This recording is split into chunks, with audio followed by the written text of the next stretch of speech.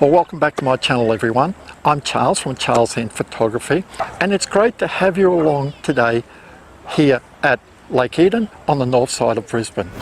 And as you can see, we've got a very gloomy sky in front of us here. We've got some nice stormy clouds, but interspersed with that, we've actually got a very bland sky. Sometimes it's great when we've got a nice storm coming. All the sky is just filled with these very angry puffy clouds, and we've been getting this weather on and off now for a couple of weeks. And today I thought I'd actually show you how I actually capture these types of scenes in front of me. I'm shooting with my Nikon D500 and the Nikon 18 to 140mm lens. And if the need arises, I can actually zoom in into a particular area to actually capture more of the essence of that grungy sky. And I don't have any filters on today, because I want to show you that you don't need filters for this sort of weather. Most of the time, when I actually photograph stormy skies like that, I don't use filters because I actually don't want a longer exposure. I want short, sharp, so I can actually have a very crisp cloud formation. We're actually going to be shooting on aperture priority today, and I'll leave the ISO at 100. We'll set the camera up. I've got aperture priority. My metering is matrix, so it's actually metering for the whole image. My white balance is set to auto, and I'm actually shooting on f8. I'll take a photo. I'm actually shooting at 1/320th of a second, but my highlights show that around where the sun is there, it's actually just slightly blown out. So I can actually use exposure compensation, and I'll bring it down by 0.7. We'll take another shot. That's really good. But now what it's showing me is my aperture's gone from 1/320th of a second to 1/500th of a second. Looking at my screen here, the whole image is actually quite dark compared to the previous image that you can see here now. We'll actually go back and we'll take the exposure compensation off. Now I know I've got actually a little bit of blown highlights right in the corner over there, but I'm going to take that. What I am going to do is I'll zoom in a bit and I'll come around, because you can see I've got the hotel there in front of me. I don't want the whole hotel, I actually just want half of it. Now I've just got some nice grungy clouds just below the sun there, so that looks really good. I'll drop it down a little bit. Now I'm using live view to actually look at my image here. And most of the time I like using rules of thirds. But when there's water involved and you've got reflections and all that, today, even though there's water in front of us, there's not much reflections. But the way that the lake here is actually shaped, I'm not actually going to be using rules of thirds. Now I'm actually going to have the horizon slightly higher than my thirds, because it just looks much better that way. So this looks really good. I'll take a photo now, and now you can see why I actually took it. Look at the clouds there, they're just so nice. Now today's video is going to be linked to another video that I'm going to do shortly about editing these sorts of images in Lightroom, but I'm not going to run through the whole editing process, but specifically I'm actually going to show you some tips on how to actually bring your shadows up, reduce your highlights, and do it selectively. Because in Lightroom you can easily just like bring the whole shadows of the images up, bring the highlights of the whole images up, but sometimes that doesn't work.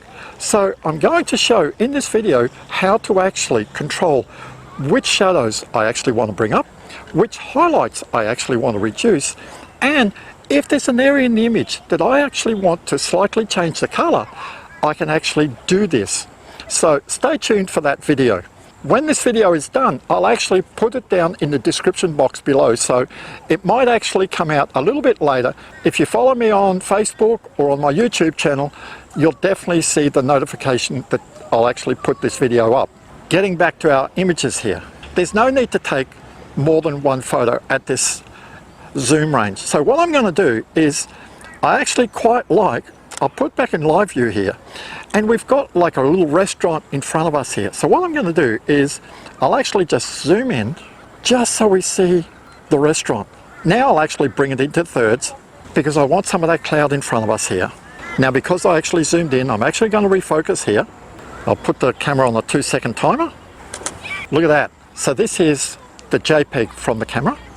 So look at this. This is the RAW file straight out of the camera.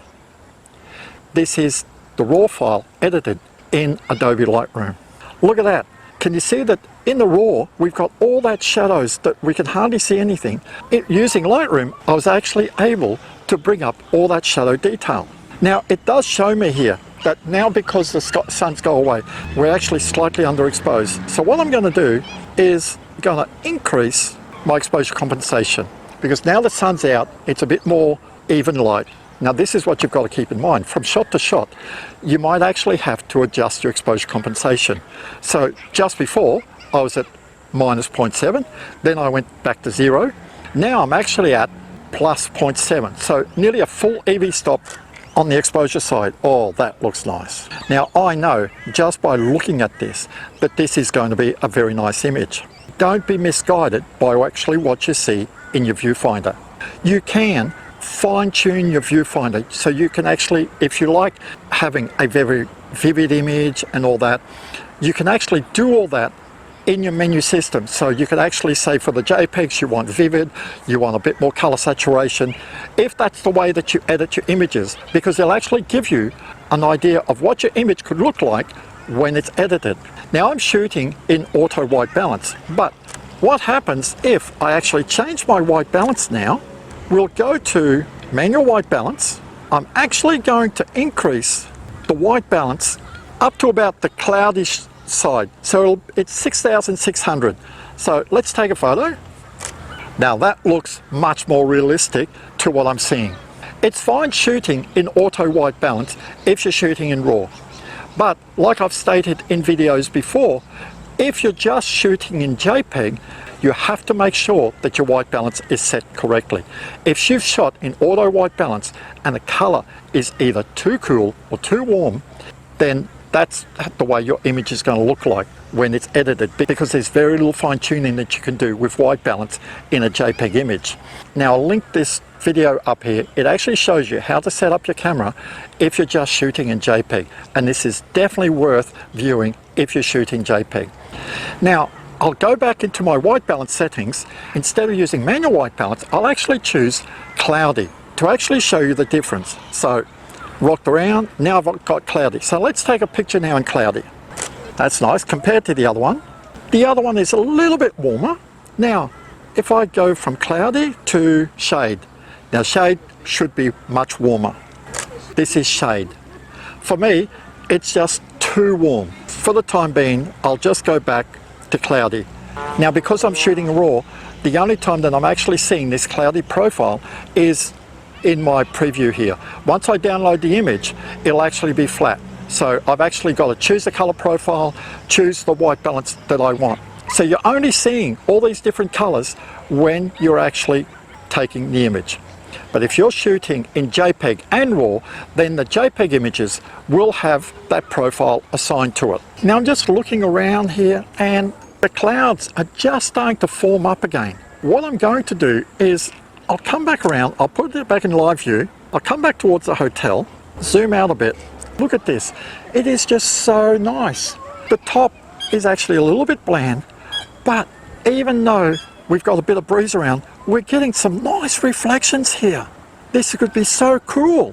So let's take a photo. Look at that. This is so nice. Now let's see our histogram. I've stated before in a couple of videos that when I look at my images here, I actually like using my RGB highlights.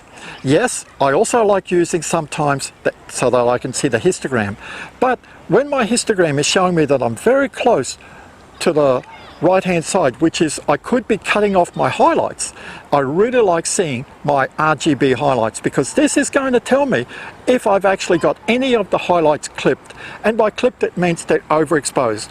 If they're overexposed, there's nothing there. You're not going to be able to get that detail back, and this is showing me I don't have any highlights clipped, even though if I'm just looking at the image here, it looks like I've actually blown the highlights. My RGB highlights indicator is telling me there is no blown highlights. And this is very important because it means that you're going to be able to get the most detail from your edited image. If you actually shoot underexposed, then you're trying to actually bring those shadows out, in post-processing, this is where you're going to get the noise. So learn to actually expose your image correctly. And so I'm very happy with the shots that I just took above the hotel here. And now I've actually just moved the camera slightly because just above the horizon, behind the hotel here, we've got some clouds, but we've actually got a bit of like clear sky. Well, we can't see the blue sky, but it's a bit of clearing and it looks really interesting. So we'll zoom in a little bit. That looks really nice. Focus, that's it. Now let's take a photo. Wow, look at that. This is so nice. Look at this image compared to just a while ago, roughly at about the same frame. It looks so different. And this is the beauty about sometimes just waiting around and you're seeing the sky change. Now I'm quite happy with the photos I took today. Actually got a couple of very different scenes. Now if you found value in this video, give me a thumbs up. If there's a photography topic that you would like me to do a video on, leave it in the comment box below. I'll see you next time in this beautiful environment.